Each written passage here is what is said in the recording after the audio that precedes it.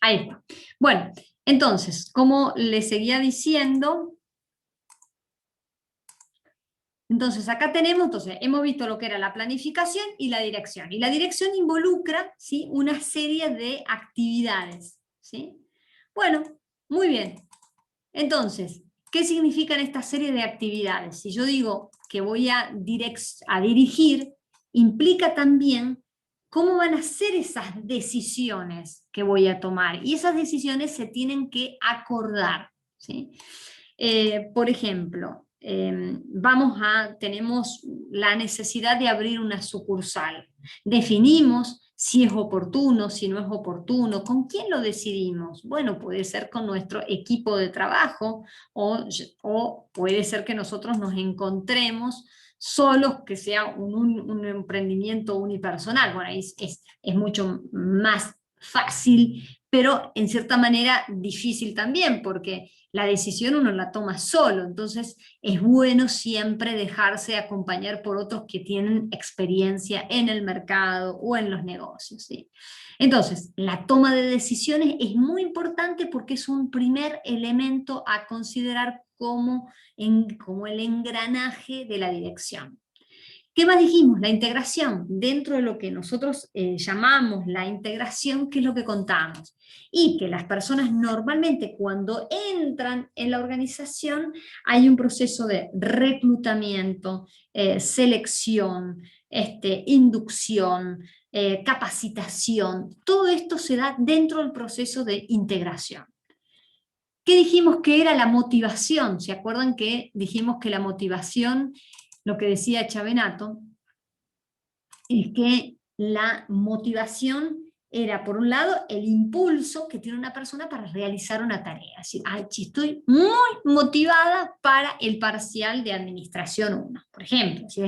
O, como decía Reyes Valero, es esta fuerza arrolladora capaz de transformar una vida. Es decir, me transforma la vida tener que pensar que me voy a enfrentar con el parcial de Administración y que va a ser lo mejor de lo mejor, ¿no? Me imagino que cada uno de ustedes ya estará pensando en su cabeza, ay, no veo la hora de que llegue el día del parcial y poder sacar todo lo mejor que tengo en la cabeza. Bueno, ¿por qué no? Bueno, entonces, de acuerdo a las expectativas y a las motivaciones es lo que impulsa a actuar. Bueno, ustedes no se imaginan, yo que tengo varios amigos y muy distintos cada uno, pero los otros días charlaba con la gerente de una organización y me decía lo difícil que es motivar hoy. ¿Por qué? Y porque la gente, a ver, no es indiferente lo que nos está pasando como sociedad. Estamos angustiados, estamos mal, estamos nerviosos, todos nos caen mal. Si nos tomamos un micro y el chofer no nos espera o arranca enseguida, ya lo queremos agarrar a palo. O sea, digo, hay un nivel de...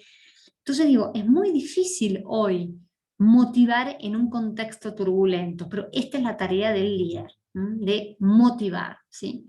Entusiasmar para que hagan la tarea, ¿sí? O más que hagan la tarea, a veces la hacen, pero la hacen a desgano. Entonces, bueno, hay que intentar que lo hagan más efectivo, que lo hagan de la mejor manera posible. Un tema que es casi crucial, diría, dentro del que coordina o el que dirige, es la comunicación, que es este proceso que se da, antes se hablaba de la comunicación tradicional, el emisor, el receptor, el mensaje, pero ahora ya no se habla más, hoy se habla de la multicomunicación, de la neurocomunicación se habla inclusive. ¿Por qué? Y porque se dice que yo puedo estar comunicándome, por ejemplo, yo me estoy comunicando con ustedes, ¿sí? Pero ustedes, por más que estén en sus casas, hay una forma que se están comunicando, ¿sí? La forma de participar, la forma de... Bueno, lo ideal es que todos tuvieran una conexión mundial. Yo estoy segura que si todos tuvieran una conectividad espectacular, tendrían toda la posibilidad de tener las cámaras prendidas y participar, y bueno, sería maravilloso, pero eso a veces no se puede. Bueno, en las organizaciones pasa normalmente que hay una forma de comunicar, de cómo llego, de cómo me relaciono, hay una forma de comunicar. Y eso puede hacer, ya vamos a ver cuando veamos cultura organizacional, puede que esa organización se vuelva tóxica cuando esa comunicación no ha sido del todo, no solo clara, sino no ha sido efectiva. O sea, yo, por ejemplo, me contaba la vez pasada esta gerente que hay un gerente de área que le dice a esta gerente, mira, la verdad que tus colaboradores se están quejando por esto y por esto. Pero en lugar de ir a la gerente, ¿dónde fueron? Fueron a otro mando. O sea, en definitiva, voy a decir una palabra no académica. La estuvieron puenteando, ¿no? Entonces digo, y eso es una práctica muy, pero muy normal. Entonces es muy difícil entablar, sobre todo cuando se enquistan este tipo de, digamos, de prácticas, de decir, bueno, yo como no me llevo bien, entonces hago otra cosa y voy como... Entonces llega un punto que eso, ¿cuál es lo complicado? Cuando todas esas acciones se van normalizando en la organización. Y eso es nefasto, porque después usted me dice, pero profesora, ¿cuál es el resultado de eso? Y el resultado es que tenemos una organización enferma y que va enfermando a las personas. Es decir, no, pero ¿cómo que las va enfermando? Sí, las enferman las personas, ¿no? Decían Elio Rafael de Suani en su libro de las organizaciones que una organización enferma, enferma a la sociedad. Entonces, preguntémonos si nuestra sociedad está sana o si nuestra sociedad está enferma. Entonces, si está enferma, preguntémonos si en las organizaciones, cómo nos estamos comunicando, si nuestra comunicación es efectiva, si nuestra comunicación es sincera, o si nuestra comunicación es puenteada, o si digo una cosa pero en realidad es otra. Bueno, acá habría muchísimo para poder analizar. ¿Estamos hasta acá? ¿Se va entendiendo? ¿Sí? Ok. Y por último, la supervisión, que es esta última etapa donde el que dirige tiene que supervisar. Y esto, lamentablemente, se ve que no nos cae la fichita a los argentinos, porque nos parece que el control es sinónimo de opresión. Y al contrario, el control significa que esa tarea puede ser más efectiva para el cliente, mucho más eficaz, si está controlada, verificada, porque eso significa, porque puedo tener errores, entonces está bueno que mi tarea sea evaluada y por lo tanto reciba un report, ¿no? Bueno, entonces, esto a grandes rasgos son, digamos, el itinerario que realiza quien coordina. ¿Estamos hasta acá? ¿Sí? Muy bien. Sí, profe. Ok, muy bien. Entonces, ¿qué podemos decir? Que existen, al igual que la planificación, niveles: alta dirección, dirección intermedia, dirección operativa. En cada uno de estos niveles hay, ustedes ya lo deben haber visto con la profesora, hay habilidades. Hoy se habla de competencias, ¿sí? Habilidades y competencias específicas para cada nivel. ¿Sí? Y esto también es importante tener presente.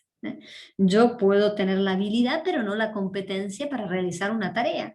Entonces, ¿cómo logro esa competencia? Entrenándola. No hay forma, si no es entrenando la competencia. ¿Sí? Pues yo digo, bueno, sé hacer esta cosa, pero cuando logro, cuando le doy ese plus a esa habilidad y cuando la entreno. Bien, ¿estamos hasta acá? Bueno, imagínense que estoy pasando así como vuelo de pájaro. Lo último que quedamos fue en esto, ¿sí? Donde vimos, esta es una fotografía de distintos tipos de organizaciones, donde podemos ver una organización como, digamos, con una estructura alta, ¿sí? Donde tenemos una posición, donde tenemos una autoridad, un vértice, una jerarquía bien posicionada, donde los mandos medios hacen solo lo que los mandos superiores de alguna manera determinan, ¿sí?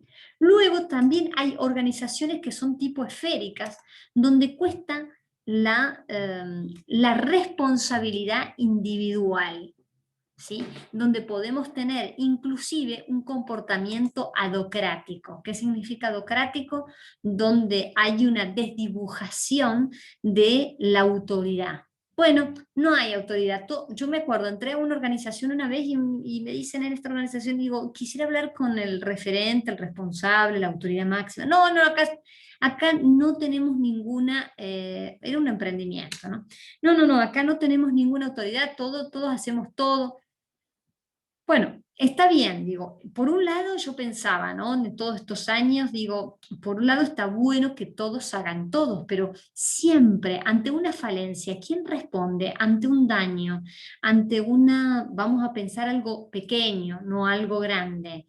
Hay una, digamos, una falla en el producto con un tipo esférico, nadie se hace cargo. Entonces es importante los roles. Entonces, fíjense que fuimos pasando de casi de un extremo a otro. Bueno, hoy se habla inclusive de una organización, de una, prácticamente de una, como de un triángulo invertido. ¿Qué significa un triángulo invertido? Lo que vemos acá, un poliedro, donde el poliedro tiene autoridad, quienes ejercen una autoridad, una función específica, pero donde todos son importantes, cada uno del eslabón, el que hace la limpieza, el gerente máximo, todos son importantes. Acá hay algunas organizaciones no lucrativas, hay algunas empresas muy particulares donde están empezando, están empezando a darse cuenta que ya no van más los otros tipos de estructura y que se necesita este tipo de estructura que es mucho más flexible, donde todos somos responsables. O sea, vamos a decir, vamos a dar un ejemplo, es como si yo dijera, bueno, yo voy a esperar que el director de la carrera me diga lo que yo tengo que hacer, o yo cumplo mi tarea y nada más, termina a las 12 mi tarea, bueno, a las 12 menos 5 ya estoy guardando todo, me voy, y si me piden que me quede un ratito más, no me puedo quedar, cuando yo pido algún favor, no me lo hacen, entonces, tiempo. Esta organización tipo poliédrica hace que todos sean responsables de la tarea lógicamente asignada. No es lo mismo aquel que tiene a cargo todo un área que el que tiene, no sé, una pequeña unidad mínima dentro de la organización. Pero cuando yo digo que todos son responsables, también el que tiene la mínima tarea asignada, fíjense en la palabra que yo les voy a dar, asignada, inclusive es proactivo, se da cuenta que a lo mejor se podría realizar de otra manera, se comunica con su líder, se comunica con lo que llamábamos antes gerentes para decir, mira, acá se podría hacer de esta manera, se podría mejorar. Esta es la responsabilidad que se tiene que adquirir. Pero bueno, no todas las organizaciones están teniendo este tipo de estructura. Es un desafío para la administración hoy, porque requiere un cambio de mentalidad. Porque por otro lado, yo que soy gerente, tengo que abrir, tengo que ser lo más transparente y muchas veces hay mucho miedo quien ejerce una autoridad. Hay muchísimo miedo, ¿sí? ¿Pero por qué miedo? Y porque en definitiva cuando uno está frente a cargo de personas, no sé si les ha pasado a ustedes o si alguno de ustedes está en cargos gerenciales o tiene personas a su cargo. Y muchas veces demostrarse que uno, o que digamos que la acción es llevada en forma conjunta, muchas veces es signo de debilidad. Y eso es lo peor que puede pasar, ¿no? Cuando decir, miren, al barco lo conducimos entre todos. Tengo sí mi tarea de manejar el timón, pero todos formamos parte de este barco. Bueno, esto es un cambio, les diría que dentro de la administración es bastante revolucionario. Bueno, ¿estamos hasta acá? ¿Sí? Ok. Bueno, entonces, dicho de otro modo, ahora vamos a comenzar con los elementos de la estructura organizacional. Ustedes van a decir, hoy la profesora está a full, pero la idea es intentar ver todos los elementos del proceso administrativo. Recuerden que cuando ustedes vayan a la bibliografía, los elementos de la estructura organizacional como tema es el primer punto o uno de los puntos de la unidad número 3, pero que a su vez coincide con lo que nosotros llamamos organización que forma parte del proceso administrativo. ¿Queda claro, verdad? ¿Sí? Porque si no decir elementos, una vez rindió una alumna ahora en febrero y dice, ¿elementos de qué? Pero ¿cómo dice la alumna? ¿Es lo mismo los elementos de la estructura organizacional que la organización como proceso administrativo? Yo casi se me caen los brazos. Digo, sí, es lo mismo. ¿Por qué? Porque En la organización, como segundo elemento del proceso administrativo, ¿qué se ven? Se ven cargos, se ven funciones, se ve la jerarquía. Por eso retomamos o analizamos los elementos de la estructura organizacional. ¿Se entiende? Ok, muy bien. Sí, Ahí, profe. ahí me están dando la voz de Aura, entonces puedo continuar. Profe, le hago una consulta. Sí. La parte de control, la Ah, vamos a control, volver. sí. Gracias que me dijiste. Muy bien, ok. Bien, todo por ir tan rápido. Ok, bueno, vamos a admitir. Ahí está. Ok, entonces, nosotros dijimos que tenemos planificación, organización, que es la que vamos a ver enseguida, dirección que vimos y control. ¿Sí? Bueno, ¿qué significa el control? Fíjense en lo que podemos ver acá en el slide, lo que dice Henry Fayol. ¿Sí? Henry Fayol dice, el control, dice, es verificar si todo lo que ocurre es congruente o es coherente con lo planificado. Vamos a suponer, nosotros queremos abrir una sucursal en San Martín, tal producto que vendemos. Muy bien. Hacemos un estudio DOFA sobre las oportunidades, las amenazas, las fortalezas, las debilidades, establecemos los objetivos, establecemos una política de acción, verificamos, más que verificamos, tratamos de escribir, de redactar cuáles son los programas de acción para los próximos meses, ya que vamos a abrir esa sucursal. Bueno, analizamos quién, dentro de la planificación, quién se va a hacer cargo de esa sucursal, de qué manera se va a abrir, cómo van a ser los canales de distribución, cómo va a ser la logística. Lo que se hace en el control justamente es verificar si todo lo que yo escribí en el plan tiene congruencia. Por eso dice ahí Henry Fayol, fíjense que ya lo escribió en 1916, dice señalar las debilidades y los errores a fin de rectificarlos, o sea, de corregirlos. ¿Para qué? Y para que no se vuelva a ocurrir o no se vuelva, digamos, a caer en un error. Pero fíjense lo que dice Kunz. Kunz dice, el control es medir lo que se logró con el estándar. ¿Qué significa el estándar? Y el estándar es un indicador, como estableció Taylor. Taylor estableció un estándar. ¿Sí? ¿Por qué? Porque él se dio cuenta de que la gente aprendía el trabajo, ¿sí? Porque el otro le comentaba cómo se hacía, o sea, por la observación. Entonces, él pasó de un método empírico, o sea, de la observación, a un método racional. Y cuando hablamos de la racionalidad, estamos diciendo que yo para poder racionalizar tengo que medir, tengo que observar, medir, y lo que él hizo fue observar, descomponer, medir. ¿Sí? Y estableció un indicador. Entonces dijo, por encima de tal cosa pagamos un incentivo, por debajo la gente no cobraba. ¿Sí? Es más, se los obligaba, en fin, ya vamos a entrar en la teoría de Taylor. ¿Sí? Pero fíjense en lo que dice Chavenato, cada uno le va agregando algo más al concepto del control. Dice, el control mide y evalúa el desempeño. ¿Qué es el desempeño? Es decir, ay, che, estos alumnos de Administración 1 se desempeñaron fantásticamente. ¿Qué significa que se desempeñaron? Y que la actuación académica de ustedes en los parciales, en los finales, ha sido fantástica. ¿Sí? O sea, ¿y cómo yo puedo medir ese desempeño? Y hay hechos, ¿sí?, que me permiten justamente evaluarlos. ¿Cuáles son esos hechos? Y los parciales, las clases, los trabajos prácticos.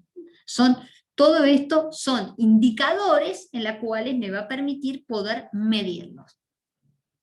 Ahora, si yo mido, evalúo y no hago nada, no me sirve. Tengo que tener una acción correctiva. Vamos a suponer que en el parcial el 70% le va mal. No, esperemos que no, esperemos que a todos les vaya maravillosamente bien.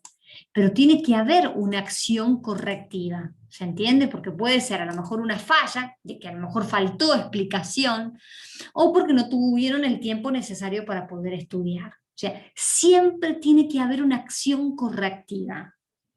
Que esa acción correctiva es lo que me va a permitir hacer un ajuste de tuerca frente a circunstancias que ya sucedieron. Ya vamos a ver que existen 3 tipos de controles. Entonces, cuando nosotros establecemos un control, tenemos que tener en cuenta que, de acuerdo a lo que decía Kunz, que esa verificación es en función de un estándar, o sea, de un indicador. Y acá podemos tener distintos tipos de indicadores, ¿sí? Indicadores de cantidad, de calidad, de tiempo, de costo, hay indicadores ahora de marketing, o sea, en cada una de las áreas, hay indicadores en el área de personal, o sea, en todas las áreas hay indicadores, y esos indicadores son estándares. Entonces dice, bueno, una persona que tiene este comportamiento, que llega en este horario, que trabaja de esta manera, podemos decir que es una persona que ha superado las expectativas y por lo tanto el estándar planificado. Puede ser o no. O con respecto a la producción. Nosotros para ser eficientes necesitamos establecer un estándar, es decir, ¿cuántas empanadas voy a hacer en una hora? ¿Cuántas pisetas voy a hacer en una hora? ¿Sí? Por ejemplo, acá hay una empresa que todavía sigue elaborando sus productos en forma artesanal. Y estamos hablando de un producto masivo. Y ustedes dirán, pero una empresa conocida, sí, es una empresa conocida. ¿Puede tecnificar? Sí, lo puede hacer, pero todavía sigue pensando que lo artesanal tiene un sabor distintivo. Bueno, pero eso hay que calcularlo, no puedo solo quedarme con la buena fe o con la visión mágica de que la gente me va a valorar y me va a querer. Está bien, eso es ideal, está perfecto si se hace, pero tengo que ver qué costo tiene una cosa y qué costo tiene la otra. Si tengo las personas preparadas o no las tengo. Siempre son decisiones que hay que analizar. ¿Estamos hasta acá? Lo que se mide son las personas, las cosas, los procesos. Y acá, como ustedes ven en el slide, básicamente hay tres, ¿cómo les puedo decir? Como 3 elementos. La medición del desempeño, cómo voy a medir el desempeño, ¿sí?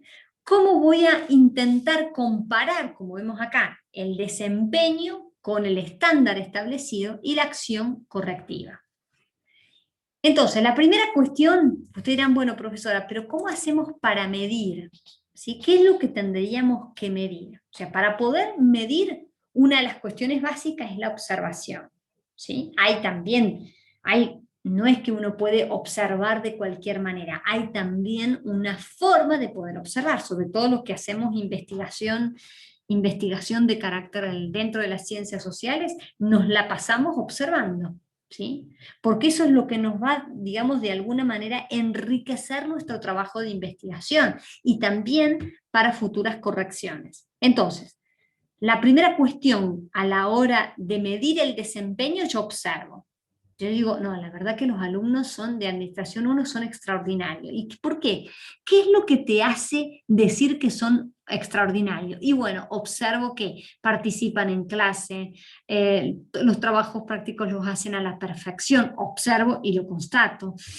Observo y constato que los parciales, el examen global ha sido de maravilla. Bueno, quiere decir entonces que ese desempeño fue medido en función de la observación. Pero también yo puedo medir, también hoy tenemos muchísimas plataformas digitales que me permiten hacer informes de medición. Yo quiero saber, digo, ay, che, la verdad que yo trabajo no sé, en distintas redes sociales y quisiera saber cómo es la interacción con mi público. Bueno, perfecto. Hoy hay plataformas digitales que te permiten ver justamente eso. O quiero, suponiendo, no, me estaban contando esta tarde uno de los emprendedores que hay todo un programa de software que, vieron que ATM cada vez más se ha digitalizado de una forma, bueno, hay una empresa mendocina que ha desarrollado un software especial para ATM, que es la Asociación Tributaria Mendoza, ¿no? Bueno, y esto es una forma de control. Me decía este emprendedor que es muy interesante el software porque es como tener una gran carpeta online. Entonces tiene tu número de, digamos, de registro, todo es como el historial, como la historia clínica tuya, pero digitalizada. ¿Sí? Bueno, entonces, medición del desempeño, dijimos que lo podemos hacer mediante la observación o el uso de herramientas digitales, ¿sí? Que es lo que me va a permitir también hacer un report de cómo estamos hoy en el mercado, por ejemplo, a través de Big Data. Hay dos corrientes bastante interesantes. Hay una de ellas que dice que, bueno, que los Big Data, como se mueven por algoritmo, no es tan válido en el sentido de que de acuerdo a las horas va cambiando el pronóstico. Entonces, para que sea válido y confiable, el mismo instrumento, al repetirlo, debería dar resultados similares. Bueno, y ahí está toda la discusión si es válido o confiable o no. Pero hasta ahora se considera que sí. El segundo elemento es comparar el desempeño real con el desempeño establecido. Entonces, para eso, ¿qué es lo que voy a tener en cuenta? Y el nivel o el grado de variación que hubo, ¿sí? Y cuando nosotros determinamos lo que llamamos la acción correctiva, nos estamos justamente refiriendo a que podemos tener un escenario de no hacer nada, de corregir el desempeño incorporando, por ejemplo, tecnología o revisando el estándar. Eso es lo que hacen las grandes compañías. Permanentemente van revisando, por ejemplo, los ROI, los distintos indicadores para saber si hubo alguna variación. Por ejemplo, antes algunas empresas tenían indicadores que hoy por la pandemia ya no sirven. O sea, hay que readaptar también los indicadores. ¿Estamos hasta acá? ¿Preguntas que quieran hacer? ¿Estamos?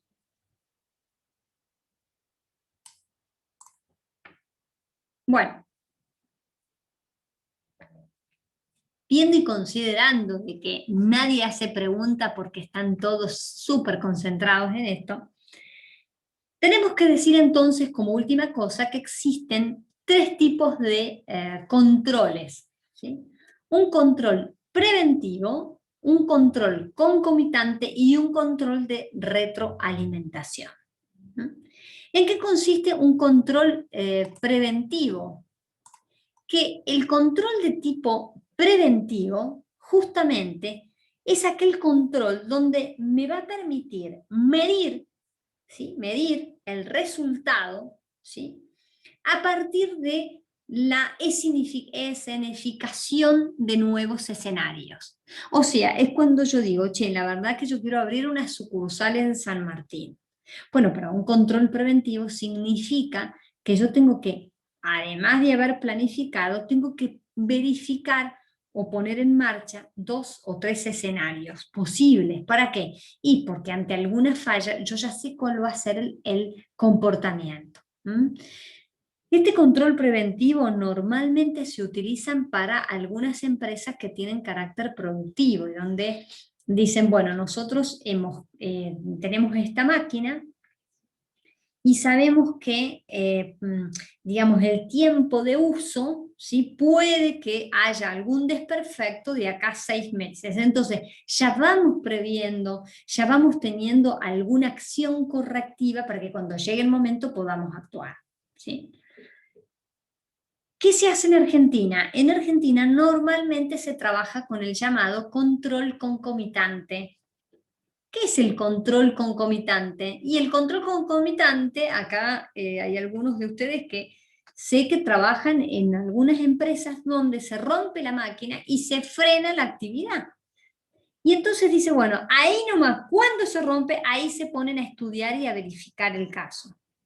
Ustedes van a decir, pero eso está bien, y bueno, eso normalmente se hace porque es de bajo costo.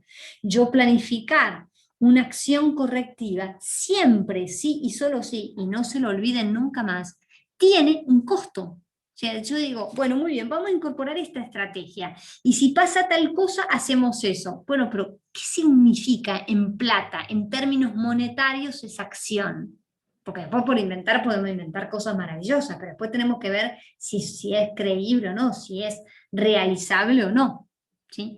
Y lo mismo el control de retroalimentación. ¿Qué significa el control de retroalimentación? Bueno, el control de retroalimentación es justamente cuando, a medida que, digamos, cuando se termina una actividad, el objetivo es analizar las causas, las consecuencias y plantear un escenario futuro en caso de que esa maquinaria, por ejemplo, se rompa. Esto sería, como digo yo siempre, el sueño del pibe. ¿Por qué? Y porque es lo que te permite ver en qué medida vos vas viendo la actividad, haces la acción correctiva y también dentro de este circuito ya vas pensando en distintos escenarios. Solo que, como siempre digo, uno tiene que tener apalancamiento financiero como para poder poner en marcha este tipo de control. ¿Se entiende hasta acá? ¿Sí? Sí, profe. Ok, Sí, muy profe. bien. Entonces, podemos decir entonces que hasta acá... Perdón, Sí, sí, sí. quiere decir de que el control preventivo, perdón, de los 3 controles, el preventivo es el más costoso. A ver, el más costoso que el preventivo es el de retroalimentación, porque es el más completo. A ver, el preventivo, vos prevés y vos decís, bueno, che, no sé, quiero hacer, sobre todo, hay algunos emprendimientos que, sobre todo los gastronómicos, que tienen una rotación muy grande, y bueno, y dicen, bueno, yo no puedo tener esta, no sé, esta amasadora eterna, porque, pues bueno, ¿qué tengo que hacer? Si yo la compré hace 3 años, ya tendría que haberla amortizado. O sea, un control preventivo significa que yo en la amortización, yo ya pongo en el presupuesto, ¿sí? Dejo un porcentaje para futuras contingencias con relación a esa maquinaria, ¿sí? Ahora, ¿por qué digo que la retroalimentación es mucho más, más abarcativa? Porque vos tenés terminada la actividad, vos te vas dando cuenta que ya el periodo, digamos, de vida útil de esa maquinaria está llegando a su fin. Entonces, haces una acción correctiva. Fíjate que en la prevención vos no haces la acción correctiva, porque no es necesaria. Vos estás previniendo, estás poniendo un top de porcentaje de tu amortización por si sucede. En cambio, en la retroalimentación, terminada la actividad, vos haces acciones correctivas porque te vas dando cuenta que a lo mejor empieza a haber fallas, empieza a ralentarse, con respecto, vamos a volver el ejemplo de la amasadora. Ahí haces entonces las acciones correctivas y ya entonces estás haciendo mejoras, o sea, ya estás pensando en distintos escenarios. ¿Qué pasa si no logro conseguir los repuestos? ¿Qué pasa si, o si se encarece la compra? ¿Qué pasa si entonces, bueno, puedo asociarme por unos meses o hago alguna alianza o algún acuerdo o hago una red network con respecto a otro colega que me pueda, hasta que yo pueda adquirir nueva maquinaria? ¿Se entiende? O sea, hay una logística un poco más grande con respecto a la prevención, que vos guardás un top o hace dentro de tu presupuesto, dejas un porcentaje para las amortizaciones con respecto a las maquinarias. ¿Se entiende hasta acá? ¿Sí? Sí. ¿O te hice mucho lío? No, sí, entendí. Okay. Y lo último, profe, porque este tipo de control está referido a todo lo que es proceso productivo, máquinas, pero en el caso de personal o en la actividad de las personas también se puede realizar. Y es más difícil, o sea, mira, hay sistemas o hay software que, digamos, uno, a ver, es difícil. Está lo que se llama la evaluación de desempeño. En algunas organizaciones la evaluación de desempeño es prácticamente como un control preventivo, ¿sí? Donde vos sabés que te van a evaluar en noviembre. Entonces, vos vas teniendo un escenario a medida que, digamos, esta persona, decir, bueno, mira, esta persona normalmente, o en esto, o en la normalidad de estos últimos, o en este último año, ha tenido un comportamiento que responde a los lineamientos de la organización. Cuando no lo responde, vos podés tener, en el caso de las personas, o lo más aconsejable es que haya un control de el de concomitante. ¿Por qué? Porque vos le vas viendo sobre la marcha, no esperar a fin de año. Fíjate que las evaluaciones de desempeño antes, hace algunos años, algunas corporaciones lo hacían una vez al año y ahora se hacen cada 3 meses. ¿Por qué? Porque las acciones correctivas que se dieron cuenta el área de personal, sobre todo en el ámbito del acompañamiento a personas, que en el año pasan miles de cosas. El acompañamiento a personas, vos cuando hay distintas situaciones, comportamiento de las personas que fueron cambiando, modificándose, tiene que haber una acción correctiva en el momento. Eso cada vez se va comprobando más que es lo más efectivo, no esperar a fin de año porque vos ni te acordaste, ni sabés qué pasó, tuviste miles de cosas, entonces las acciones correctivas las vas haciendo mucho más seguido. Por ejemplo, las encuestas de satisfacción al cliente es también una forma de control. Acá hay un emprendimiento que cada 3 meses hace encuestas de satisfacción al cliente. Es una forma de controlar. En un gimnasio que se dieron cuenta que la forma donde colocaban las perchas no era cómodo para la gente. ¿Cómo obtuvieron la respuesta? Con esto, encuesta de satisfacción al cliente. O sea, para decirte un detalle mínimo, o sea, se puede aplicar en todo, lo que pasa que normalmente es más fácil de visualizarlo en un proceso productivo. Pero si se aplicara a las personas, si se aplicara inclusive a los procesos de trabajo, los trabajos serían mucho más efectivos. ¿Estamos? Gracias. Bueno, ¿alguien más quiere hacer algún otro comentario? Sí.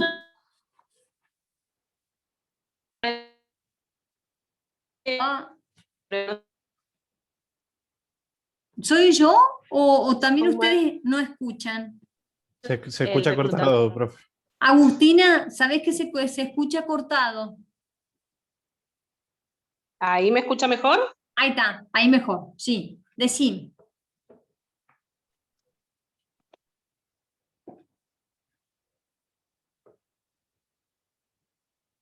No, ahí ya no te escuché nada.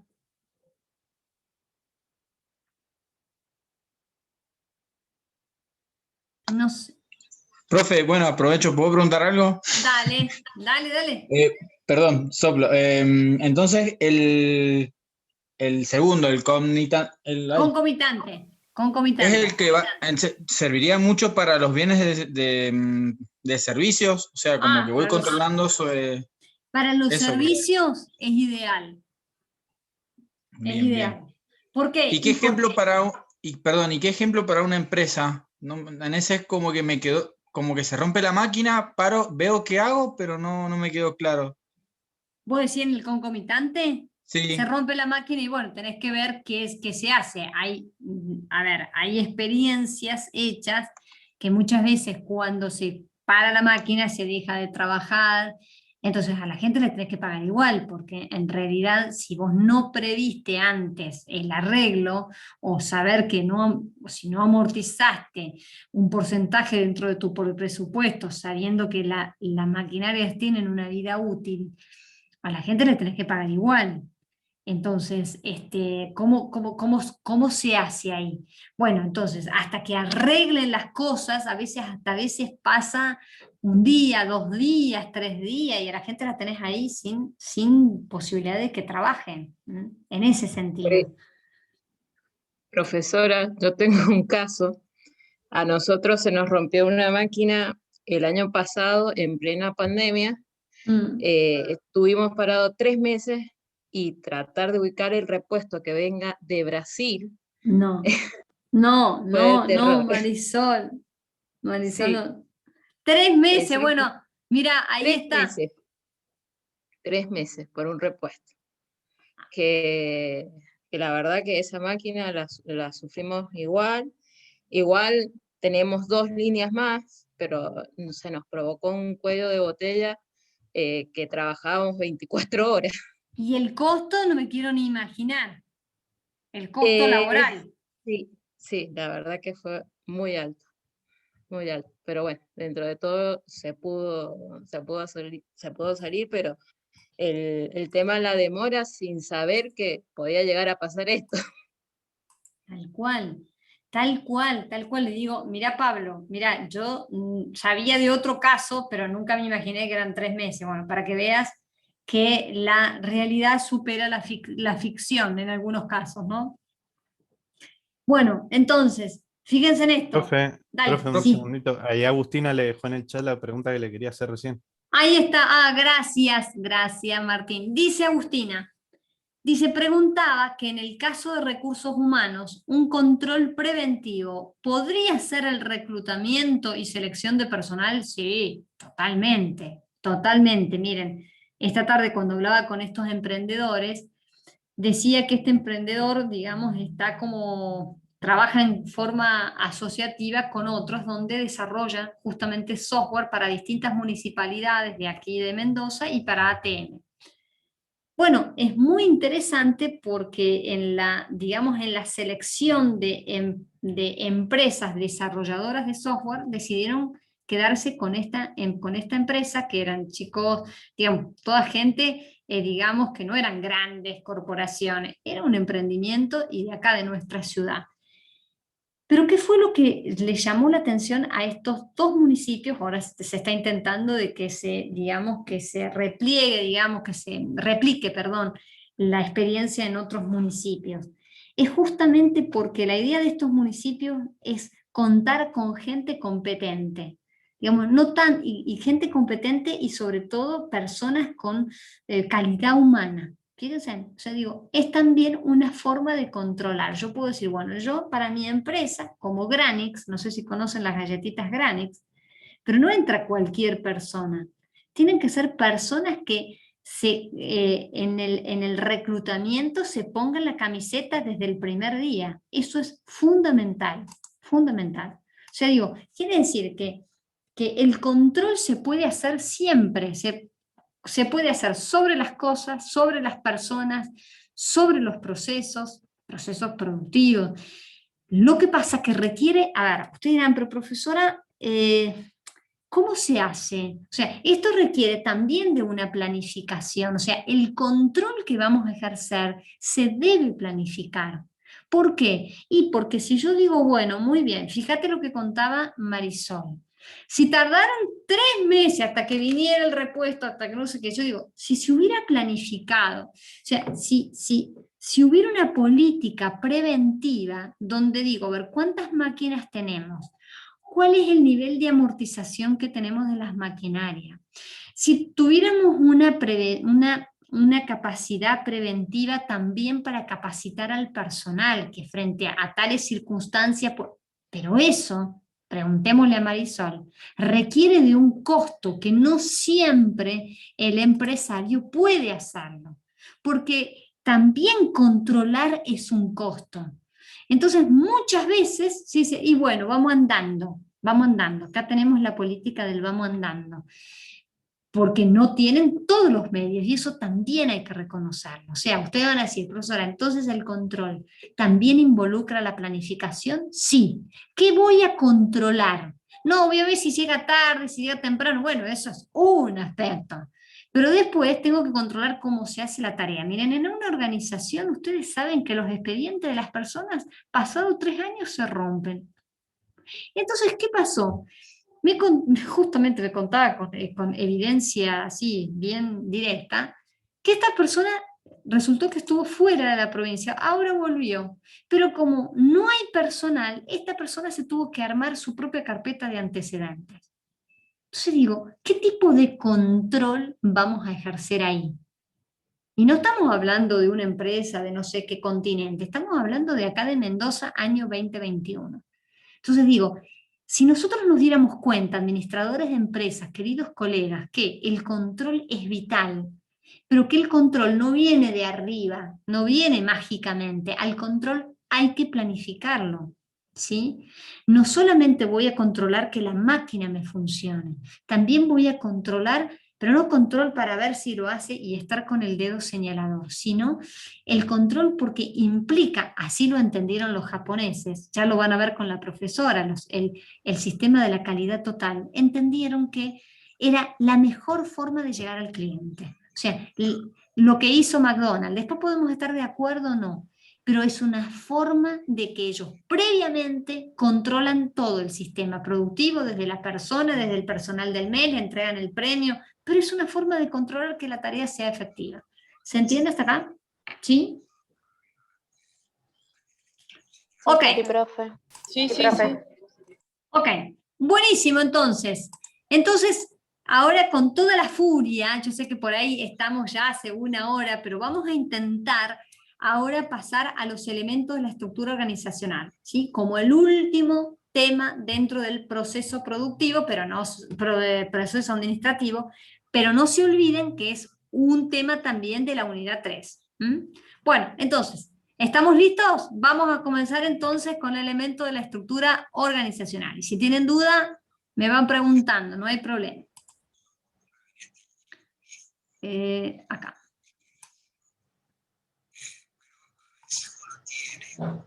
Ahí está. Bueno, muy bien. Entonces, no sé si se puede ver ahí bien, ¿sí? Sí, profe. Ok.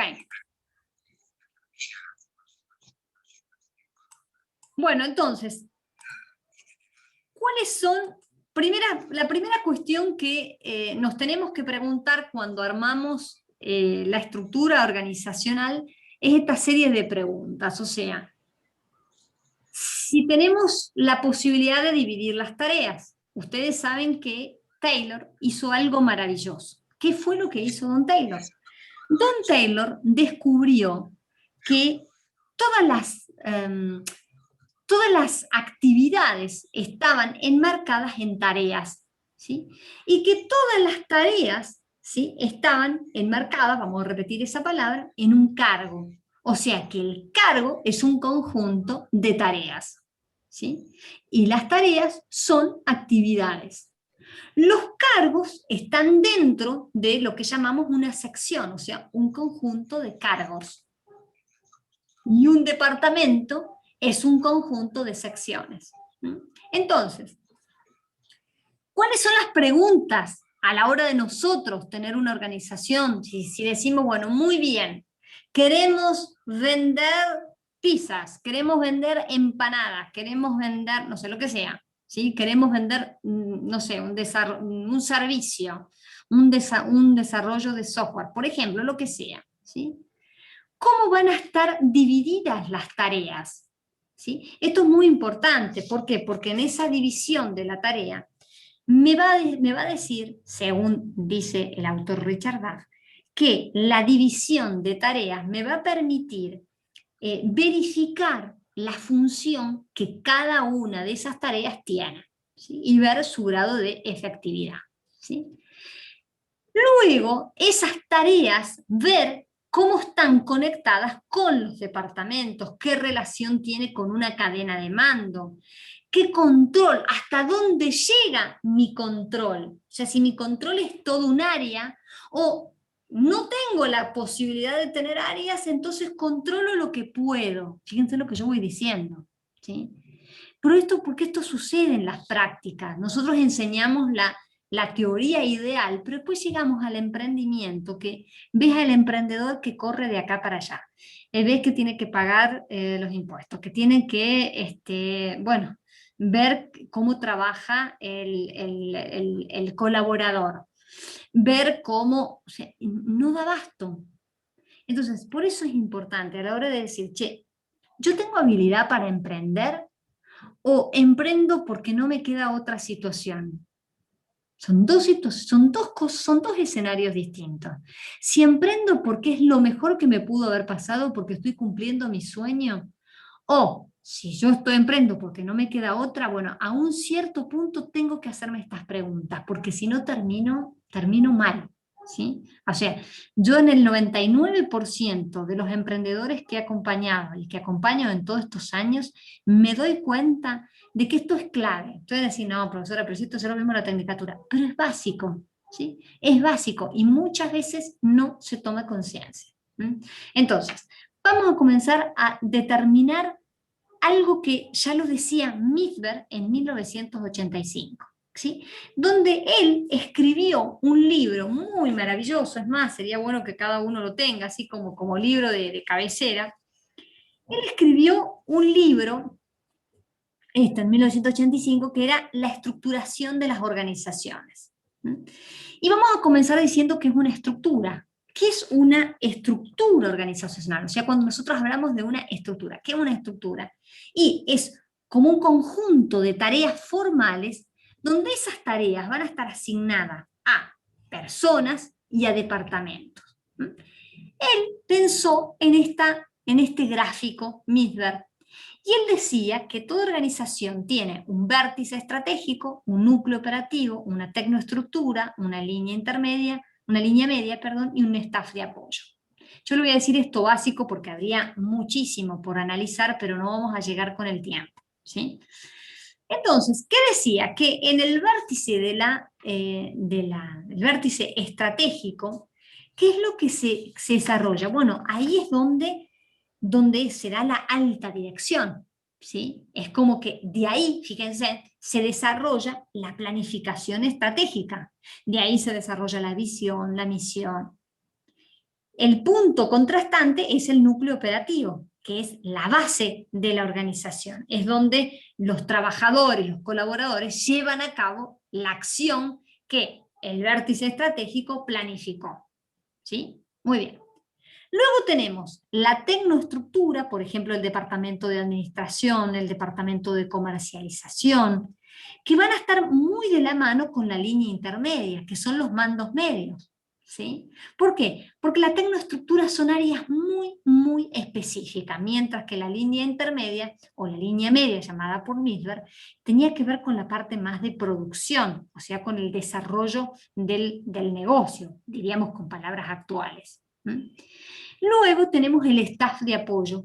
¿Qué es el staff de apoyo? El staff de apoyo vendría a ser todo lo que son las personas que tienen autoridad staff, o sea, son las que miran el accionar de la organización, no toman decisiones, pero aconsejan.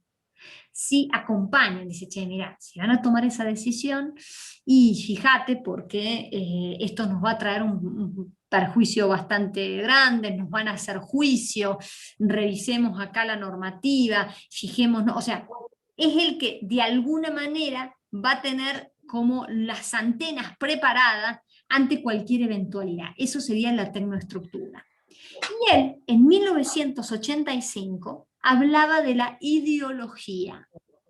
Fíjense que es una palabra griega, que ¿qué significa? Ideo significa ideas, logía viene de pensamiento, o sea, el pensamiento de las ideas.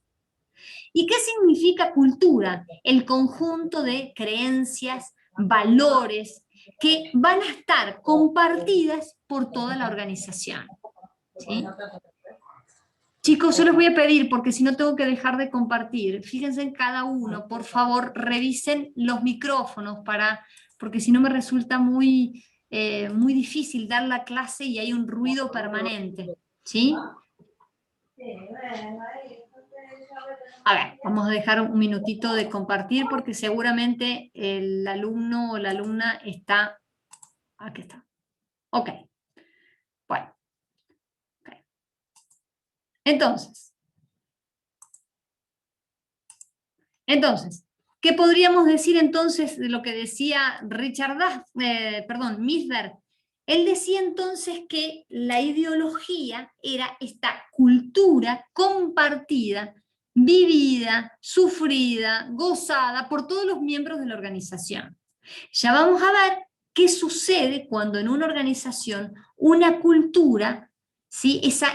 Esos valores, esas creencias, ¿sí? Se ideologizan. O sea, pasa a ser tan fuerte la creencia y el valor que termina siendo casi como un valor absoluto.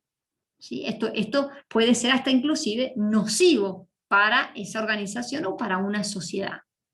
Pero eso lo vamos a ver cuando veamos la cultura organizacional. ¿Estamos hasta acá? Bien. Entonces, Volvemos a decir qué es la estructura organizacional. Esto me gustaría que les quedara más grabado que el número de documento. ¿Qué significa la estructura organizacional?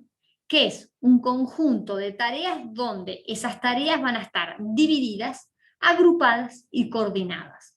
No se olviden de estas tres características. Yo en el global o en el final o en el parcial puedo preguntar, ¿cuáles son, ¿sí?, los tres elementos que no debe faltar en una estructura organizacional? Y que las tareas estén divididas, agrupadas y coordinadas, porque pueden estar divididas, pero si no están coordinadas es un lío. Si esas tareas están solo coordinadas, ¿sí?, pero no están divididas, normalmente hay superposición de tareas, ¿sí? Entonces las tareas tienen que estar divididas, ¿sí?, agrupadas, ¿sí?, y coordinadas. ¿Por qué va a estar agrupadas? Y por tareas similares. Por eso fue genial lo que hizo Taylor. Fíjense lo que hizo Taylor, fue el crear un cargo, definir lo que era un cargo, definir lo que era una tarea, definir lo que era un departamento, definir lo que era una sección, permitió que se agruparan tareas similares y que no se diera el caso de la superposición de tareas. Uno entra a alguna organización y te da calambre. ¿Por qué? Y porque te das cuenta que en una sección hacen exactamente lo mismo y pierden un tiempo y van y el expediente va de acá para allá y de acá para allá y de acá para allá y están haciendo exactamente lo mismo. Entonces hay una superproducción de gente y de actividades. ¿Estamos? Bueno, muy bien, hay distintos tipos de estructura organizacional, yo eso no me voy a detener. Lo que sí me interesa que sepan muy bien, muy bien, cuáles son entonces estos elementos de la estructura organizacional.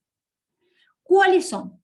La autoridad, la especialización, la departamentalización, la cadena de mando, el tramo de control, la centralización y la descentralización y la formalización. Estos son todos los elementos, ¿sí? Rápidamente vamos a intentar verlo, ¿sí? Hasta las 20 horas vamos a tratar, espero no agotarlos, vamos a intentar ver a cada uno de ellos. Entonces, vamos a comenzar con el primero, vamos a comenzar con la autoridad, ¿sí? Entonces, ¿qué es la autoridad? Cuando nosotros desarrollamos el concepto de autoridad, ¿qué tenemos que decir? Algo que es muy importante, ¿sí? Por un lado, nosotros decimos que el concepto de autoridad, y eso lo dice Richard Duff, vamos a hacer así, vamos a imaginarnos que acá tocan la puerta, sí, lo hacemos pasar, y es Fayol, ¿sí? Y le preguntamos, don Fayol, cuando usted vivía, ¿qué era para usted la autoridad? Ah, bueno, cuando yo vivía, escribí que la autoridad era el derecho de mandar y hacerse obedecer. Muy bien, don Fayol puede tomar asiento, vea la clase que son gente magnífica. Bueno, ahora le vamos a dar la palabra a Richard Duff, ¿sí? ¿Qué dice Richard Duff con respecto a la autoridad? Va a decir que es el derecho, fíjense, es el derecho formal y legítimo que tiene un administrador para la toma de decisiones. Fíjense que ya involucra lo formal, lo legítimo, ¿sí? O sea ¿cuál es, yo puedo preguntar en el parcial, cuál es, por ejemplo, la similitud entre lo que dice Richard Duff y McWeber? A ver, ¿ya vieron McWeber? No, no lo vieron, ¿no? Pero se los digo, a ver, se los digo, porque puede ser para el segundo parcial. McWeber va a decir que la autoridad, por ejemplo, tiene que ver, lo más importante dentro del concepto de autoridad, era el concepto de la legitimidad, ¿sí? Porque, a ver, ¿qué pasa? ¿Qué es lo que me hace que yo esté frente a ustedes dando la clase? Y es a través de un cargo que se me confirió para poder ser docente, a través de una reglamentación, y esa reglamentación fue a través de un concurso, o sea, hubo una serie de actos administrativos en la cual se legitimó el cargo, ¿sí? O sea, la organización reconoce que la docente con DNI tanto, bla, bla, bla, bla, se hace cargo de la materia, ¿sí? Entonces, cuando nosotros decimos que es la autoridad, ¿qué tenemos que decir? Básicamente, que son estos derechos, son estos deberes que van a estar ligados a qué cosa? A la posición, en este caso, del jefe. Pero como decía Max Weber, una cosa muy importante que es el tema de la legitimidad, ¿sí? Dice, va a decir Max Weber, es el poder legítimo para aquellas personas que están bajo la dependencia de otras. ¿Se acuerdan que, después lo van a ver seguramente con la profesora Blanca, pero van a ver ahí que les va a enseñar lo que es la autoridad carismática, la tradicional y lo que sería la autoridad legal. Entonces, volvemos. La autoridad es el derecho formal, decía Richard Duff, formal y legítimo que tiene un administrador para la toma de decisiones. ¿Sí? O sea, ¿en cuanto a qué? Y básicamente en cuanto a todo aquello cuando se refiere al emitir órdenes o al asignar tareas. Ahora, yo les voy a dar algunos tips que me gustaría que se lo grabaran. Yo tengo acá un flúor, por favor, anótenlo con flúor, ¿sí? ¿Qué es lo que quiero que anoten con flúor? 3 cosas. ¿Cuáles son los elementos de la autoridad? Los elementos de la autoridad que no pueden faltar, sí y solo sí, ¿sí? Es lo que llamamos la rendición de cuentas, ¿sí? La rendición de cuentas, la responsabilidad y la delegación. ¿Sí? Esto es, miren chicos, les diría que es vital. ¿Qué significa la rendición de cuentas? La rendición de cuentas significa que las personas con autoridad y responsabilidad, ¿sí?, dan cuenta, por eso rinden, dan cuenta de esas tareas que han sido asignadas. ¿A quién? Y al superior. Por ejemplo, la semana pasada el director de la carrera nos pidió a todos los docentes que fuéramos a la universidad a firmar las actas. Las actas de los exámenes que se estuvieron, digamos, con anterioridad, ¿qué es lo que pasó? Y que en el hecho de firmar las actas, estoy rindiendo cuenta de que esos alumnos con el número de legajo tal rindieron y que la nota fue tal. Rindo cuenta de mi accionar. ¿Sí? ¿Se entiende? Entonces, no se olviden que dentro de la autoridad es la rendición de cuentas. La responsabilidad, ¿qué significa la responsabilidad? Y es realizar esa tarea que me ha sido encomendada. Y el otro elemento que es vital y que va a la par con la autoridad es la delegación. ¿Qué significa la delegación? Que se transfiere no a la persona, sino al puesto, ¿sí?, autoridad y responsabilidad para que hagan una determinada tarea. No se olviden que la responsabilidad es intransferible. ¿Sí? Yo no puedo decir, bueno, a ver quién de ustedes la próxima clase da la clase. No, bueno, yo puedo decir que alguno de ustedes puedo, bueno, estaría buenísimo, así descanso la voz. Pero puedo encomendar que algún grupo, por ejemplo, se prepare un tema.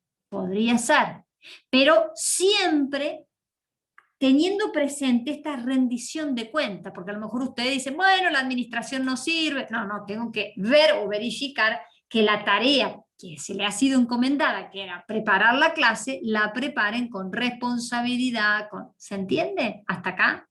¿Sí? Bueno, esto por favor no se olviden. Entonces, autoridad. Entonces, como vemos acá, hay una asignación de responsabilidad y delegación de autoridad.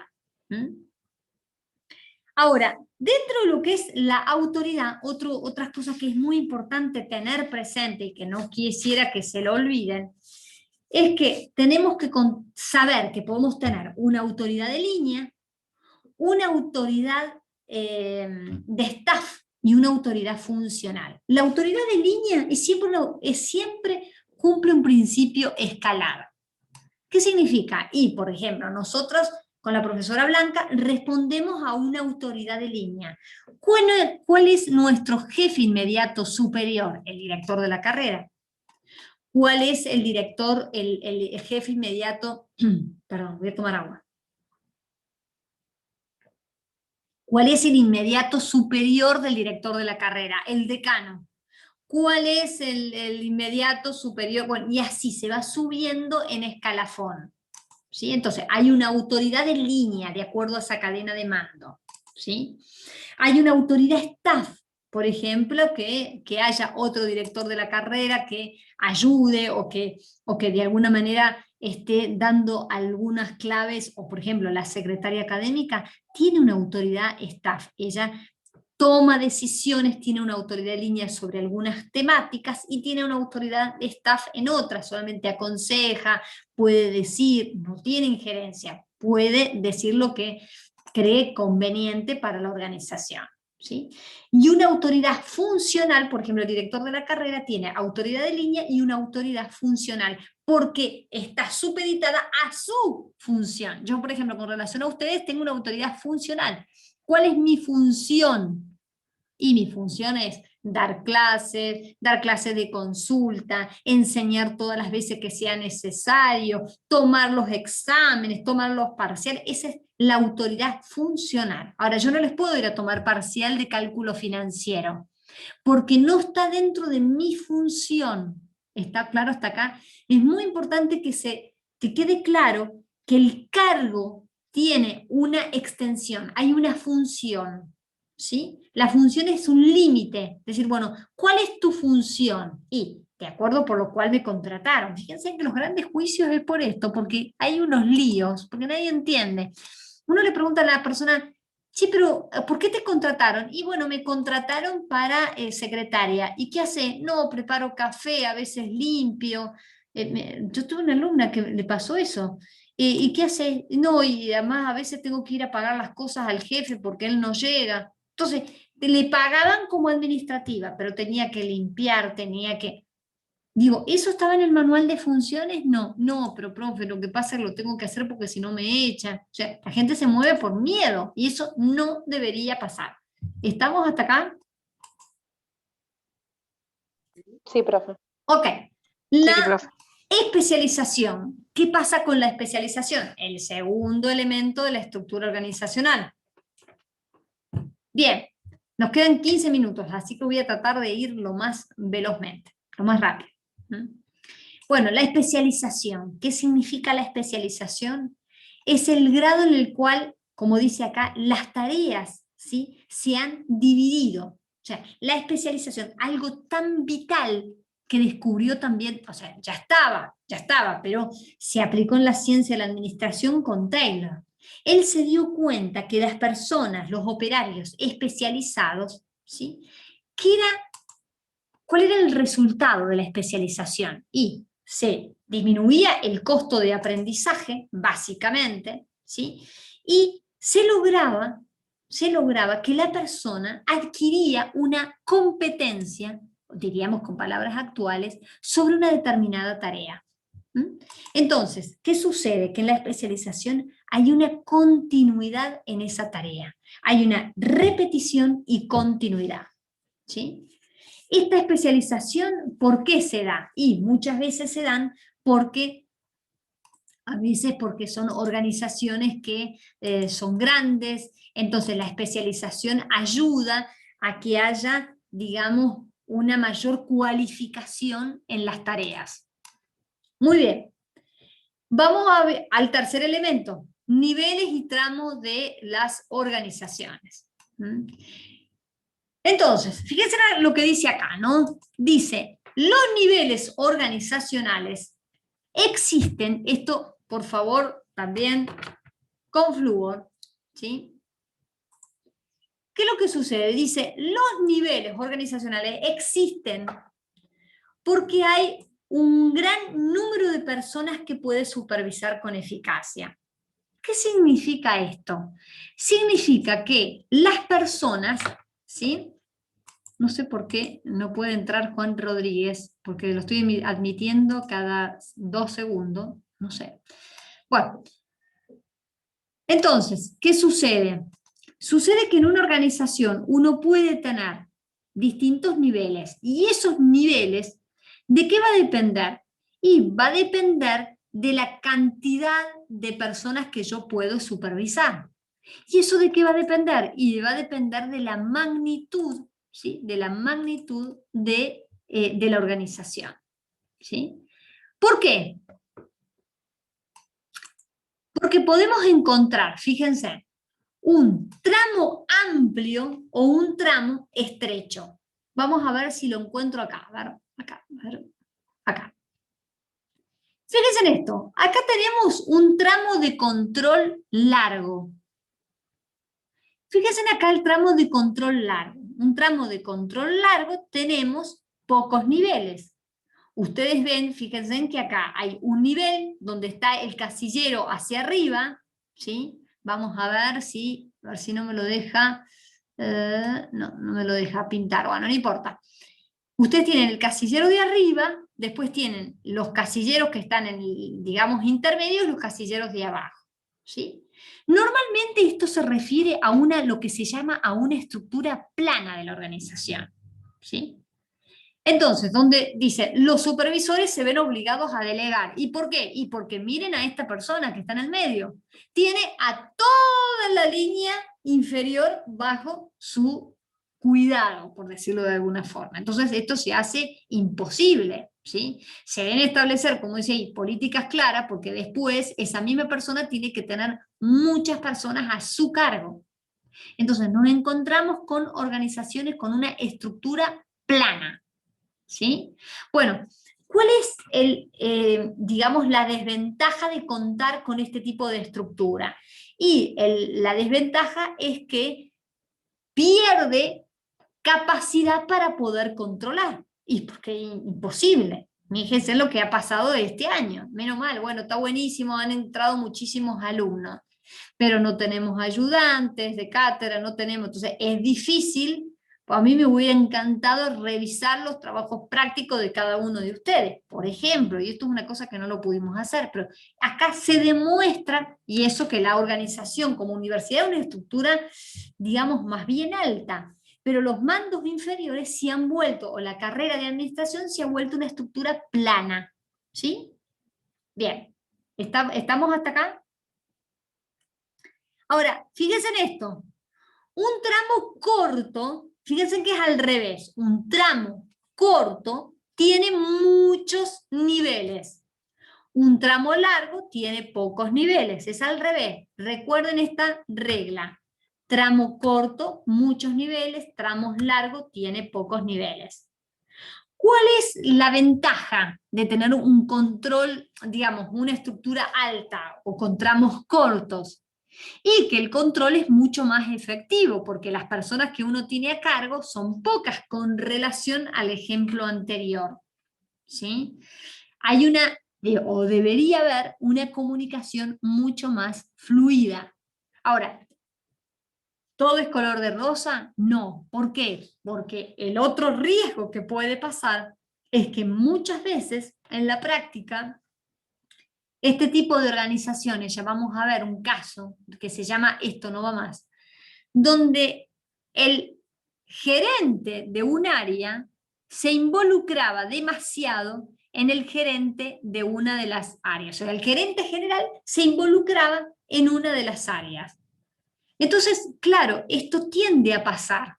Este puenteo de comunicación, lo que yo les decía al principio de la hora, sucede en este tipo de organizaciones. O sea, por un lado tenés el control, tenés la comunicación, pero por el otro lado podés tener un involucramiento innecesario de personas que están en los mandos superiores, o tenés estos puenteos de comunicación, donde el empleado se lleva mal con el jefe, entonces va al gerente general porque se criaron juntos en el barrio.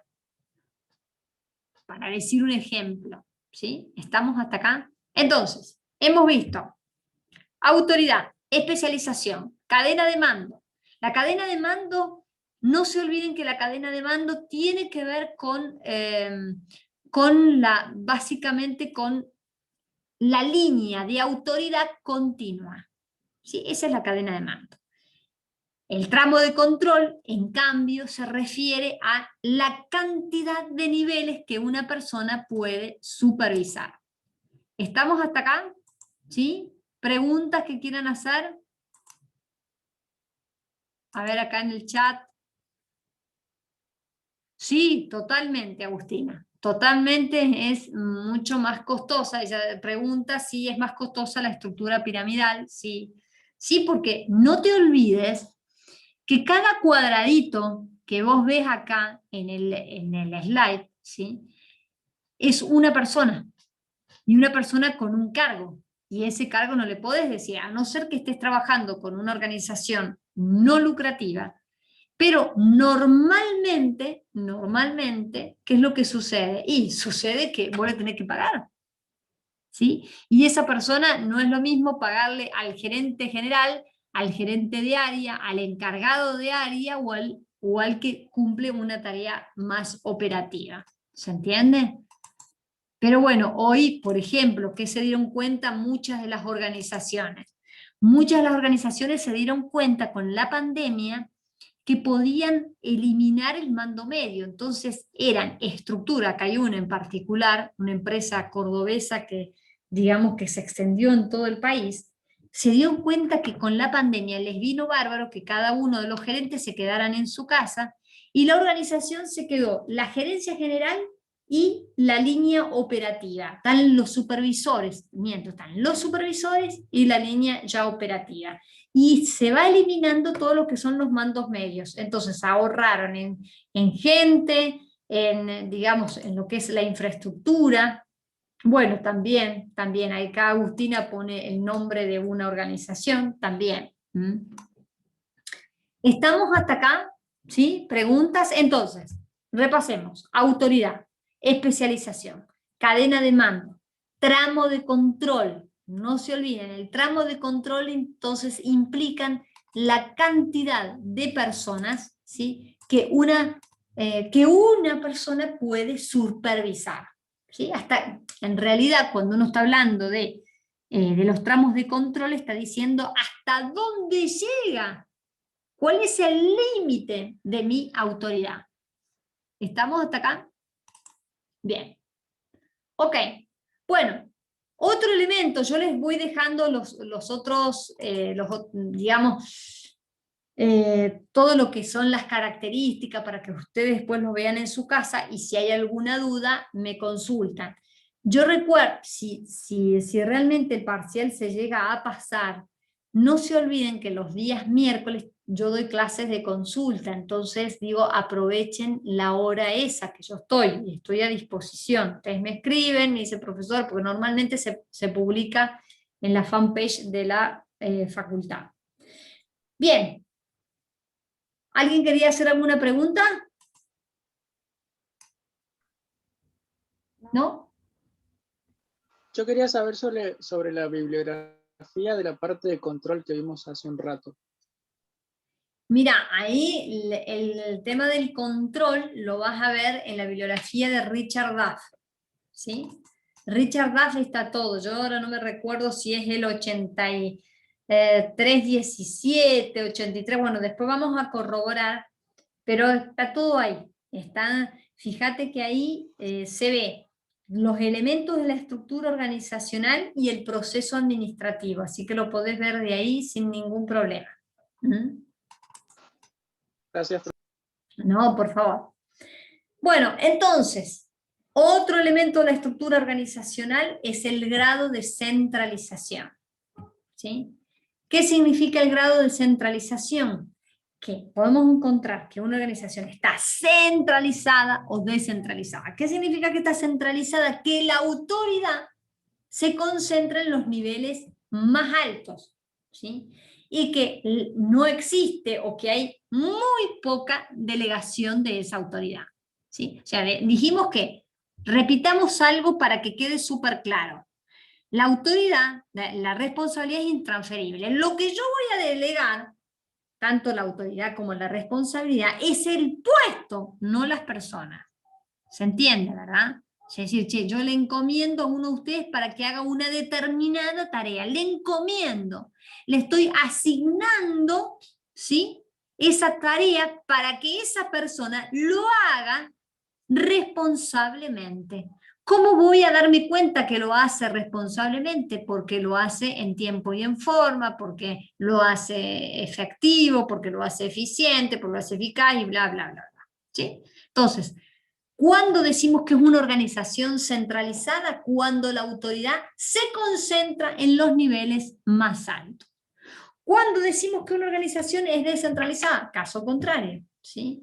Cuando la autoridad se desconcentra de los niveles más altos y empieza a posicionarse en los niveles más bajos dentro de la cadena de órdenes. O sea, es como que, vamos a dar el ejemplo, el dueño o el grupo o la sociedad anónima o el directorio concede una, digamos, de acuerdo a la actividad o a las tareas, le encomienda al gerente general una serie de actividades. Ahí él tiene la autoridad y tiene el poder para decir qué es lo que se debería hacer en cada área. Por ejemplo, cada área a su vez tiene la autoridad para desempeñar con efectividad, con eficiencia y con eficacia las actividades que están involucradas en esa área.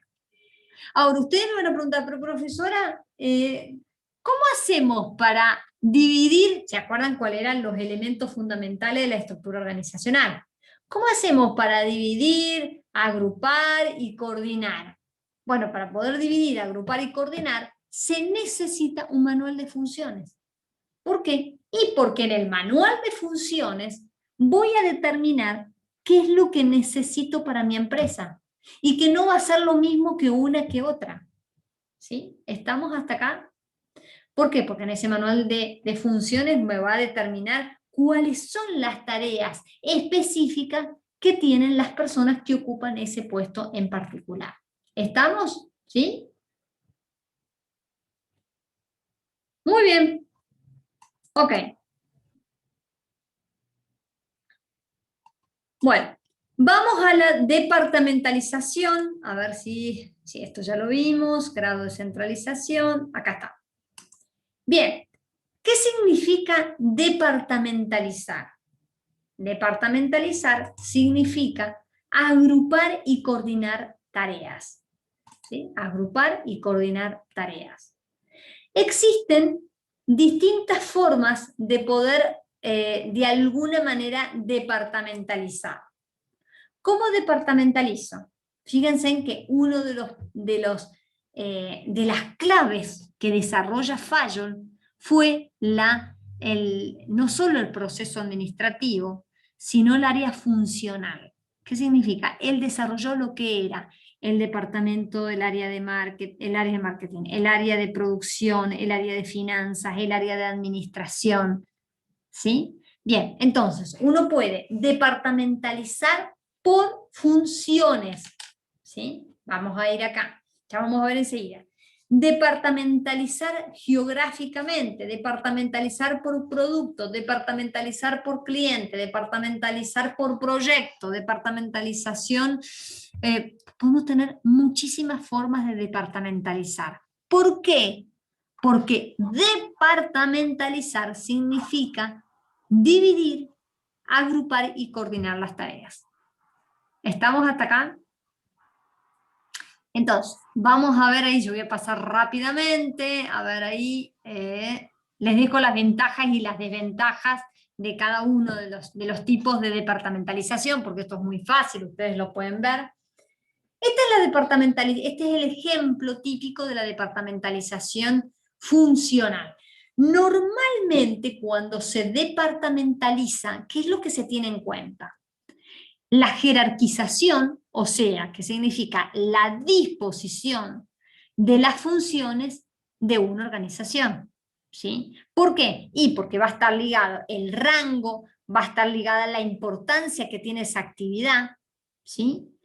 Y a su vez, ¿cómo va a estar expresado? Va a estar expresado en el organigrama. A mí me gusta decir, esto no es para que lo repitan en los exámenes, pero cuando yo digo, ¿pero qué es el organigrama? Les preguntamos a los alumnos y es como la foto simplificada de la empresa. Esto no tendrían que decir, ¿ustedes qué tendrían que decir? Y que el organigrama es la representación gráfica es la representación gráfica de la organización. ¿Qué me permite ver en esa representación gráfica? Vuelvo a decir, las funciones, ¿sí? Las acciones más importantes que se van a desarrollar dentro de esa organización. Muy bien, entonces podemos departamentalizar en forma funcional, donde están las funciones, según Fayol, las funciones administrativas, producción, finanza, administración. Bien, perdón que tomo un poquito de agua. Bien, también podemos, ahí les dejo la ventaja y las desventajas, también podemos departamentalizar geográficamente, ¿sí? Por ejemplo, los bancos tienen esto, Arcor tiene todo tipo de departamentalización. ¿Por qué? Y porque, por ejemplo, el área de recursos humanos en una época la tenían acá en Mendoza, en otra época, ahora en este último periodo lo han llevado a Córdoba. Todo el área de marketing, Arcor, lo tiene en Buenos Aires. O sea, digo, cada área verifica o ve, cada área y cada organización ve cuál es la necesidad o el ritmo del crecimiento de esa organización, porque Arcor pegó un nivel de crecimiento muy, pero muy grande. Bien, ¿se va entendiendo hasta acá? ¿Alguien tiene alguna duda? Sí, profe, le iba a preguntar, entonces las grandes empresas por lo general tienen todos los tipos de departamentalización, o sea, geográfica, todo, por producto. Sí, y porque de acuerdo a cómo va creciendo. Yo, por ejemplo, el caso de Arcor tiene casi todos. Tiene esta que es por clientes, porque tiene, como no te olvides que ya en estos momentos Arcor es un holding, o sea, un grupo de empresas. Entonces, cada empresa, fíjate que está asociado a Navisco. Navisco está asociado al holding de Philip Morris. Digo, ¿qué tiene que ver Philip Morris con...? Bueno, son holding de negocios. Y cada negocio va fijando ese tipo de organigrama porque te permite saber dónde estás parado hoy. O sea, cuáles son las incumbencias dentro de la organización. Lo primero que tenemos que hacer como administradores de empresas llegando a una organización es saber si cuenta con un organigrama, y nos vamos a dar con la sorpresa que el 90% de las empresas o emprendimientos más que nada no tienen organigrama. No, bueno, que él se encarga, mira, está la tía que en realidad, bueno, es una genia con las cuentas, está ahí, hace todo, pero no hay nada escrito, no hay un protocolo familiar. Tantas veces en las clases hemos hablado del protocolo familiar. ¿Qué es el protocolo familiar? Es cómo van a tomar las decisiones la primera, la segunda generación. Se tiene que escribir estas cosas, porque después surgen para peleas y después se termina disolviendo la organización porque no cumple con lo que había sido pensada y soñada. ¿Se entiende? Por eso está bueno que haya un organigrama. ¿Te asegura algo? A ver, ¿es el futuro de la empresa? Y te diría que no. O sea, no es como la palabra santa, pero te ayuda a saber dónde estoy parado como organización. ¿Se entiende hasta acá? ¿Sí? Sí, profe. Yo les dejo a ustedes para que ustedes lean, estudien, memoricen para el martes o para el jueves, esperamos que sea para el jueves, las ventajas y las desventajas, ¿sí? Para poder ver todo tipo de departamentalización. También podemos departamentalizar por procesos o por equipos. Ya vamos a ver un caso práctico donde efectivamente, ¿sí?, se departamentaliza por equipos o por procesos. ¿Y eso de qué depende? Por ejemplo, las explotaciones agropecuarias normalmente tienen este tipo de organigrama, porque es mucho más fácil, ¿sí? O una carpintería, por ejemplo, hay una carpintería que tiene este tipo de organigrama. Y está bueno porque te permite ver a ver en qué punto hay ciertas actividades que se chocan. Entonces el organigrama te permite ver, no, un momento, estas actividades se chocan, entonces hay que reagruparlas, porque no se olviden que detrás de cada tarea hay personas, y a esas personas, a no ser que sea una organización donde haya voluntarios, a las personas hay que pagarles. Y ese pago va con relación muchas veces a un sindicato, a un gremio, a un organismo, o sea, están dentro de un marco jurídico que los protege. Por ejemplo, sí, muchos hospitales trabajan por equipos, sí. O lo que también sirve muchísimo un hospital es lo funcional, porque tenés todo lo que es la función propiamente dicha del hospital. Por ejemplo, acá el hospital, bueno, uno de los hospitales más importantes, digamos, es el Hospital Central, y tiene todo lo que es logística. Bueno, podríamos, no sé, invitar al jefe no sé, sería bueno invitar al director del hospital, pero es muy interesante, porque tenés todo lo que es laboratorio, todo lo que es específicamente internación, todo lo que es la guardia, todo lo que es, y ahí, por eso va a depender, cuando a veces son tan complejas las organizaciones, lo que normalmente se hace es, a veces se hace organigramas inclusive por niveles. Entonces vos tenés que la parte gerencial se aplica una departamentalización funcional, pero después dentro de cada área se hace una departamentalización por equipos. Por ejemplo, dentro de los laboratorios tenés el laboratorio de la farmacia, y dentro de la farmacia, bueno, hay un sinnúmero de realidades. Por eso todo depende la complejidad de la organización. ¿Estamos hasta acá? Profe, Sí. ¿qué tal? Yo trabajo en el Hospital Noti y bueno, Mira vos. me encomendaron hacer el organigrama con una compañera. ¡Qué bueno! Estamos en ese tema. ¿Pero te lo encomendó el mismo hospital? Sí, yo trabajo en recursos humanos, o sea, trabajo un poquito con la subdirectora de recursos humanos y otro poco con la subdirectora asistencial, soy secretaria de ellas dos. Y bueno, con otra compañera que es la jefa de liquidaciones, nos pidieron hacer el organigrama, porque si bien el hospital cuenta con una resolución, pero es una resolución muy antigua, y bueno, el Tribunal de Cuentas está apurando al hospital con que presente el organigrama actual con el que se está trabajando. Sí, Sí, fundamental. Sí, ahora estamos revisando los manuales de funciones y bueno. Qué bueno, cuánto me alegro. Y sí, sobre todo porque de última instancia, siempre ante una falencia o ante alguna cosa, saben quién tiene que responder. Cuando hay tanto lío y tanto desorden, no, a mí eso no me tocaba, no, si a mí esto no, a mí me contrataron para esto, no, mijita, pero ¿dónde está tu manual de funciones? O sea, digo, es como tu DNI dentro de la organización. Sí, o no quieren estar bajo el mando de uno, de otro profesional, y bueno, que yo no correspondo estar en cirugía si soy anestesista, que no me corresponde este departamento, que sí, que bueno. No es fácil. No, y cada sector se vuelve un gremio, entonces vos tenés que estar lidiando, tenés que estar lidiando con los anestesistas, con los enfermeros, con los esto, con lo otro, con los de... Ni qué hablar con todo lo que es el tema de los insumos.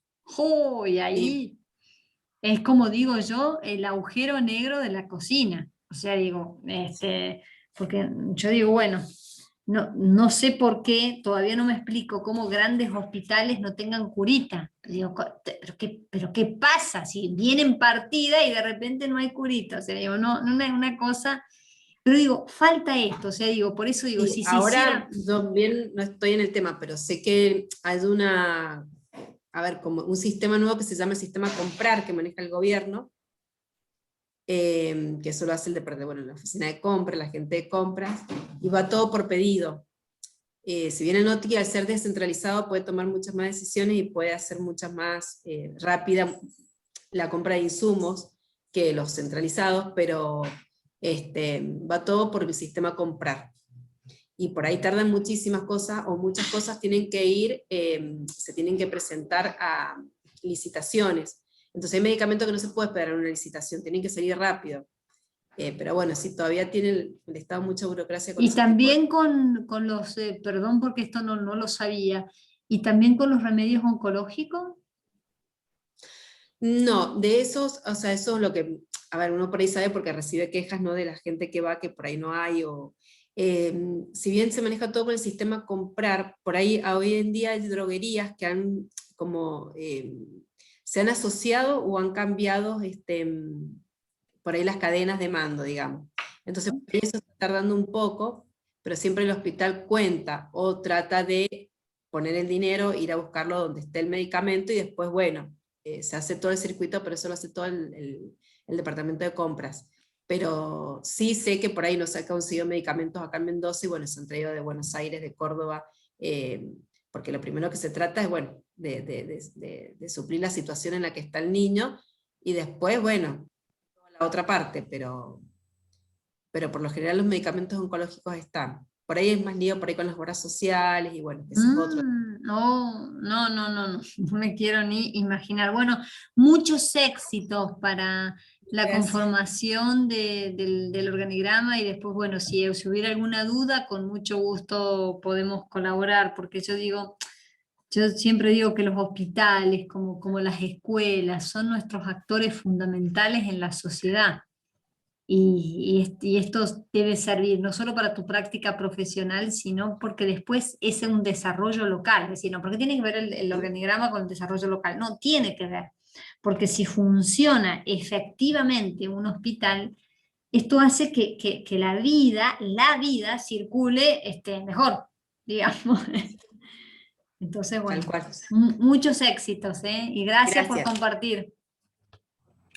Bueno, muy bien, que agradecemos acá a la compañera que nos ha dado su aporte.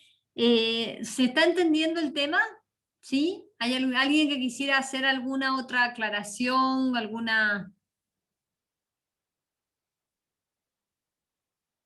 Bueno, también las grandes corporaciones pueden departamentalizar por producto. De hecho, por ejemplo, Arcor, una de las cuestiones que hace es analizar su cartera de productos. O sea, ustedes saben que uno cuando analiza las carteras de producto puede analizar, digamos, los puede decir que son, o hay una amplitud o hay una longitud dentro de su cartera de productos, y entonces está bueno tener un organigrama. Lo que pasa es que cuando la longitud y la profundidad son tan amplios como en el caso de Arcor, bueno, llega un punto que entonces prácticamente cada línea de producto tiene su propio organigrama, ¿sí? Porque como son cadenas, y no se olviden que de las cadenas después hay gente, ¿sí? Entonces que tiene a cargo esa cadena, ¿sí? Por ejemplo, todo lo que son las galletitas, la línea de galletitas, la galletita dulce, la galletita salada, la galletita bueno, dentro de las galletitas dulces, las galletitas rellenas, o sea, hay un sinnúmero de líneas, y es importante ver cuando a veces, cuando convendría en realidad hacer departamentalización por producto. Bueno, puedo hacer cuando a lo mejor la empresa o el emprendimiento no es tan amplio, o si lo conviene hacer como en el caso de Arcor, conviene ver efectivamente cómo es, vuelvo a decir, la profundidad y la longitud de la cartera del negocio. Muy bien. No sé por qué este chico no logra entrar. Bueno, muy bien. Después tenemos la organización o la departamentalización matricial. Ya estoy casi terminando, perdón que me he demorado un poquito. Lo matricial, fíjense en que acá se une, ¿sí? Se une lo que serían las distintas jefaturas con proyectos. Acá, a ver, les voy a contar un caso que me ha tocado vivir en carne propia. Hace algunos años yo no me encontraba acá en Mendoza y trabajaba para una organización no lucrativa, seguramente alguno de ustedes conocerá, que es Cáritas. O sea, me habían contratado para trabajar en uno de los proyectos. Entonces, era el área, mi proyecto era todo lo que era el fortalecimiento, así se llama esa área. ¿Y en qué se encarga esa área de fortalecimiento? Bueno, teníamos que ver qué pasaba con algunas personas que se habían quedado sin trabajo y lo que hacía Cáritas era darles un trabajo y que ellas tenían que hacer una contraprestación de servicios. Pero nos dimos cuenta, esto era en el norte de Argentina, o sea, era en Salta, nos dimos cuenta que estas personas ni siquiera sabían leer y escribir. Entonces, la primera tarea que tuvimos que hacer antes de capacitar para que ellos pudieran ejecutar su propio trabajo, era conseguir toda una batería de personas para que pudieran darle la capacitación en lectura, ¿sí? Lectura y escritura. Entonces, tuvimos que conseguir, digamos de alguna manera, el acuerdo con otros sectores. Entonces, vos tenés el sector, por ejemplo, el sector de finanzas. El sector, en el área de finanzas, Cáritas recibe donaciones, porque con esas donaciones puede utilizar o la ejecución de los distintos proyectos. Entonces, el proyecto donde yo estaba, que era el área de fortalecimiento, tenía que estar vinculada al área de finanzas, al área de comunicación. Se tuvo que implementar el área de pedagogía, que era para el desarrollo de estas personas, que eran muchísimas. Y después todo lo que era el área de logística, que era ir hacia lugares donde solo se entraba por 4x4. O sea, digo, este tipo de departamentalización, ¿dónde normalmente se utiliza? Cuando, por ejemplo, en este tipo de organizaciones donde son no lucrativas, donde se trabajan con proyectos, y estos proyectos están a cargo de distintas áreas, entonces son áreas con proyectos. Acá se tiene que trabajar con muchísima transparencia, porque después uno tiene que hacer una devolución de todo el trabajo realizado, y una devolución que va a cada una de las áreas, ¿sí? O sea, decir, bueno, vamos a necesitar una psicopedagoga, vamos a necesitar un grupo de jóvenes que puedan acompañar el proceso de lectura y de escritura para estas personas. O sea, digo, ¿y cuánto tiempo va a ser? ¿Y va a ser 3 meses? ¿Va a ser 1 año? Bueno, o sea, digo, se necesita entonces una muy buena coordinación entre los proyectos y las áreas. Por ejemplo, la bodega Zucardi, hay una área, hay un solo departamento que tiene departamento matricial, que es el tema de la responsabilidad social empresaria. Todo el trabajo con el medio ambiente lo hacen en forma matricial. Entonces dicen, bueno, muy bien, para poder trabajar el medio ambiente, establecen cuáles son los proyectos anuales, y esos proyectos después tienen que pasar por las distintas áreas para tener no solo su aprobación, sino digamos, su posibilidad que sea ejecutada. ¿Se entendió hasta acá? ¿Sí? Bien. Sí. Ok. Sí, profe.